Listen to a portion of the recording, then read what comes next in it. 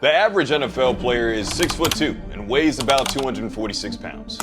And with just under 1,700 total NFL players, making up just 0.00049% of the American population, it's nearly impossible to reach the rank of an NFL player. It's even more difficult if you're a foot shorter. However, some athletes have been able to break the norm. And that's exactly what Jack Shapiro did in 1929. I'm Jerry, and this is a Clutch original on the untold story of the shortest player in NFL history. How does a 5 foot 1/2 inch, 119-pound guy really play pro football?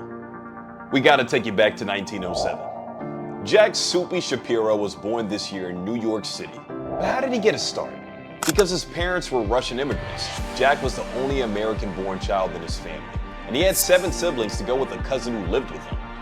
So, the Shapiros had a family of 9 children. It wasn't easy. Jack's father was a handyman who made just $9 a week, so his older brothers had to help work to keep the family afloat. And Jack's mother was even more essential, because every single day, she gave him 20 cents for Subway cash and snacks. He split that evenly, with Subway fare and Coca-Cola with French fries. Oh, and of course she made him her homemade liver sandwich. But what about football? Jack had more than just a small stature going against him on the gridiron, because his father didn't want him to play since he had 2 other brothers who broke bones playing sports. And the Shapiros didn't have a lot of money to go around covering medical bills. But Jack found a sneaky way to get onto the field. To play football, there was a required permission slip and injury release form. Jack just forged his parents' signature and later said to himself, "When I get to heaven, I'll tell my father what I did and I know he'll forgive me." And he was really good at football. In high school, Jack stood at just 5 foot, 85 pounds. But he started 3 consecutive years at Evander Child High School in the Bronx as a blocking back. But then tragedy struck. He was injured the very last game of his high school career, leading to a drop in his hope to play at the college level. But that didn't stop Jack Shapiro. With money his mother saved for tuition, Jack attended New York University. But he wanted onto the football field. So with no scholarship and no formal tryout, Jack took matters into his own hands. On the very first day of practice, he went right up to Coach Chick Meehan and asked for the opportunity to play for the team. Meehan's response? Get this man a uniform. And he got the job. Jack Shapiro became a walk-on fullback for the NYU Violets. But he was still just a walk-on, and money was tight. So he asked for help in another way. Shapiro went back to Coach Meehan and asked for a referral to get a scholarship to play football at the much smaller Hobart College. But Coach Meehan had an even bigger surprise. He offered Jack a position on the team. With just 30 total scholarships handed out, Jack received one of the sought-out scholarships, and he only got better on the field.